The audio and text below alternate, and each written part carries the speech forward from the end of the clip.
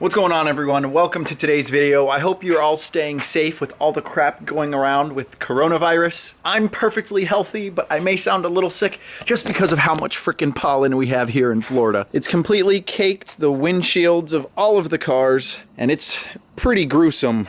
But what we have going on today is trying to repair my Tomei exhaust for my FRS. I bought this exhaust used back in I think it was 2014 for 600 bucks. They normally retail for about 1,000 plus, and ran it for about 3 years straight until it started to develop a crack around the mid pipe where it attaches to the front pipe. I tried to crappily repair it with some JB Weld, but didn't let it cure long enough. Yes, I know that was extremely stupid of me. I should have just taken it to an exhaust shop that, can weld titanium. But being a broke college student at the time, I tried the JB Weld and yeah, it didn't work.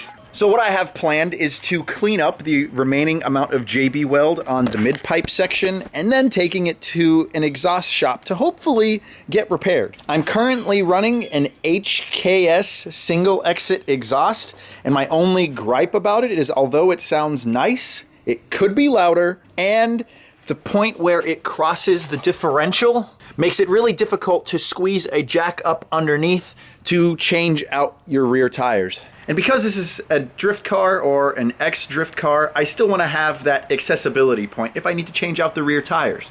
The HKS obviously exits to the passenger side, but that Tomei exits on the driver's side, which will make it a lot easier and we won't have this crossover section. Everyone loves the Tomei exhaust, but with my experience, because titanium is so thin and brittle, I obviously haven't had the best of luck with mine. I know it's a common issue where a crack will develop right at the mid-pipe section, so if you have a Tomei exhaust, it might be worthwhile to check it out and possibly get it repaired. At least until it's too late and you end up turning into meat. Isn't that right, Nacho? Here, have some titanium.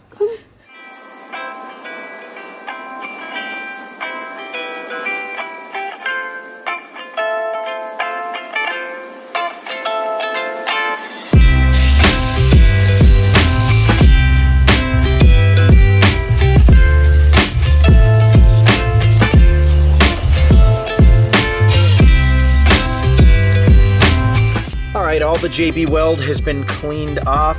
I am kind of concerned, given the gap between the pipe and the outer part of the resonator, whether or not it's going to be able to be welded. I might need some type of cup on the end of this pipe, but we'll have to see.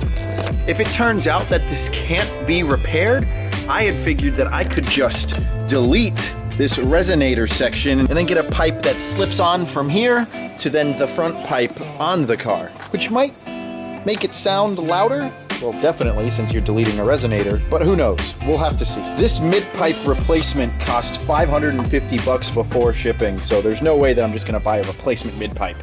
It's too expensive. All right, so fast forward a week, I got my exhaust repaired. It turns out that the resonator was way too cracked at the end for there to be any piece to be welded on. So Justin over at Jax Fab Shop decided to order a whole new piece of titanium pipe and then weld each end on. And I'm super interested to see how it sounds because we're essentially deleting a resonator, which means that the car should be a lot louder. And because it's turboed, it should sound, hopefully with what I'm looking for, make it sound like it's externally gated, even though it's an internal wastegate setup with the SBD 500X. Either way, I am super impressed with the job that Justin did welding up this titanium piece. The welds are super spot on all the way around the circumference of the pipe. Also, don't mind the white crap there. That's just from me sanding the car, getting it ready for paint. But what we do need to do, we need to go up there and grab the other side of the Tomei exhaust. See if I can do it one-handed. I mean, it's titanium and all, so it's super light. There we go. Look at that. Yeah, this muffler section, and honestly the whole exhaust is pretty dusty from sitting in the garage gathering all this dust for who knows how long. But before we get into installing the exhaust, I'd like to remind you all, if you're interested in supporting the channel, go visit ambushdrift.co to get yourself a t-shirt or some decals. I like this shirt though because on the back, don't know if you can see it with me doing it this way, but basically it says smoke tires, not drugs. Which you know is a good thing, so no smoking, just smoke the tires.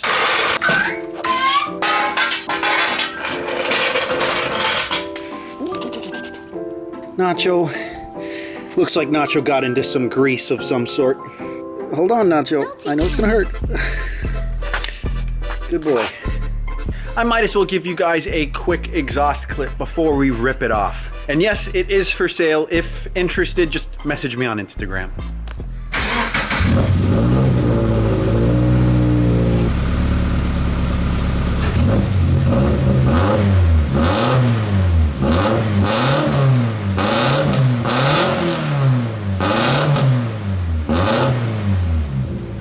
So yeah, super wimpy, but hopefully with this Tomei exhaust on, it'll sound a lot better.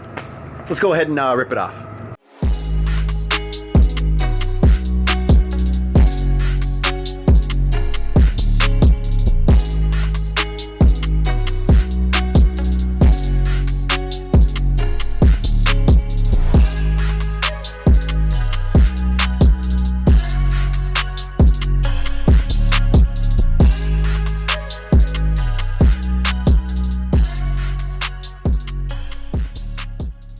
I swear, I hate exhaust hangers. They're always so annoying to get on and off. Use PB Blaster, of course, to help, or any type of lubrication. Then your hands always end up getting super dirty.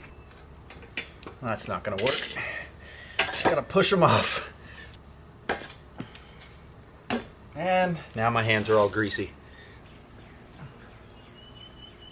And while I have the exhaust off, we might as well polish it up with some Mother's aluminum polish and their little power ball thing.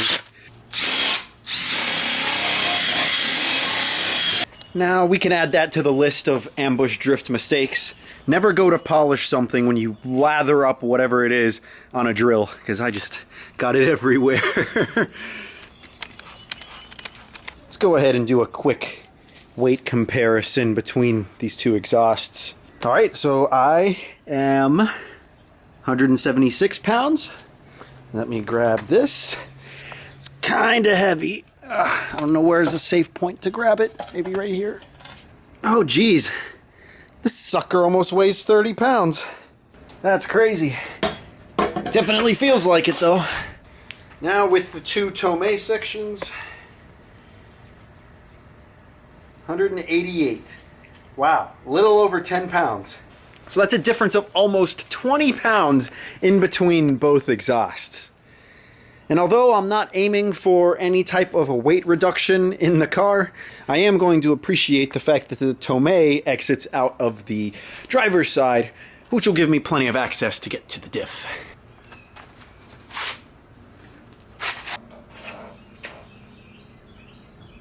Exhaust is mounted. I took off the rest of the polish. It's looking pretty clean, although there are some scuffs on it from who knows what from all the years of drifting this thing. One thing we need to do before we heat cycle the exhaust, or at least start it, we got to take some isopropyl alcohol to the new titanium section, because once the titanium gets hot and to a certain point, any fingerprints or residue on it will essentially bake in. So we'll just use this to clean it up.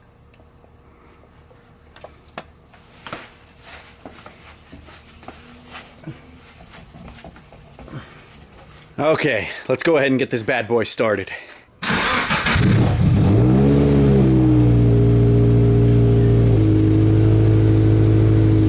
Always warm your car up before revving.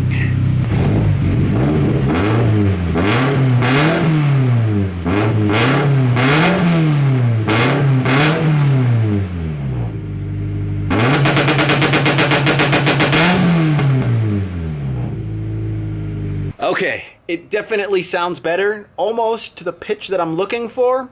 I will need to get it under wide open throttle to see if it's really how I want it to sound, but that will have to wait for tomorrow. I am working from home, so maybe during my lunch break we'll take it out for a quick spin. Okay, so we are not on my lunch break, about to take the FRS out for a spin. Unfortunately, Florida got put on a stay-at-home order earlier this week, and I've been working at home for the past 2 weeks anyways, so we're not going to take the car out for like a GoPro POV test drive with the new exhaust, but I will do a couple of pulls right outside my neighborhood. You know, we're trying to respect the law here because that's something that I've always done. I don't street drift.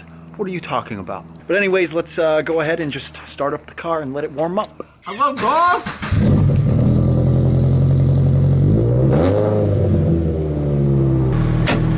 No door handle problems.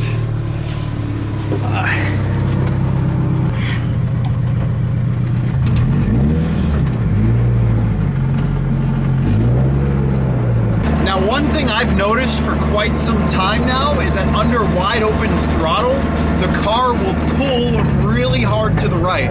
So I'm thinking I might have an axle that's on its way out. So I guess it's a good thing that, you know, we're not going out and sending it with the GoPro and getting some good clips. But, you know, I just want to get a nice outside clip to see how it sounds like. And just from my first impressions, being around 2,000 RPM cruising, it's definitely deeper, which makes sense given that we've deleted the resonator. But deeper isn't always better. I really hope that this doesn't drone at highway speeds, which we'll have to save for another day to see.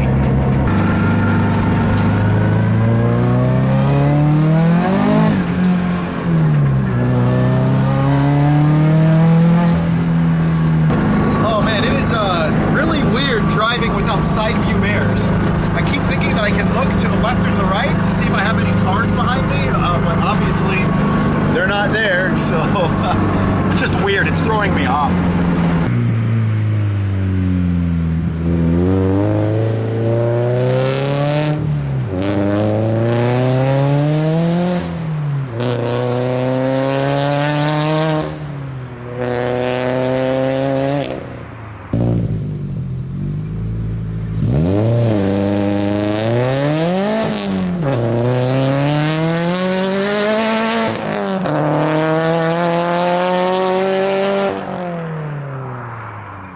And definitely this axle is not having a good time. Car's pulling hard under wide open throttle.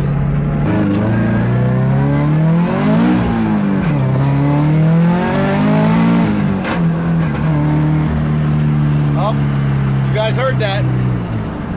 Yep, that's the good old transmission. So I think the Synchros in third gear is on its way out. So good thing I have a spare transmission to swap in. All right, the FRS is back in its parking spot for now, and up on the agenda for this weekend is to rip off tail lights, the rear bumper bar, sand the rest of everything down in preparation for paint. I am curious as to what you guys think about those pulls that we just did. If I could relate it to anything, I would say it's just about as loud as the car was before I went turbo. We all know that turbos act as resonators. And after I turboed it, it definitely mellowed down the exhaust note. But now I think deleting that resonator makes it just about on par with how loud it was from before. You know, back in the good old days when I actually drifted the car naturally aspirated. Oh, and look who it is. You don't want to say hi? I just wanted to photobomb. Oh, okay. All right. And with that said, that's going to be it for this video. Again, please keep dropping your color suggestions down in the comments because I'm still trying to decide. I'm telling you, it's a really hard decision because we're going with paint and you can't really reverse paint. But with that said, I hope you guys have an awesome day and I'll see you next time. Peace. Oh, and make sure to stay safe and healthy. Stay home.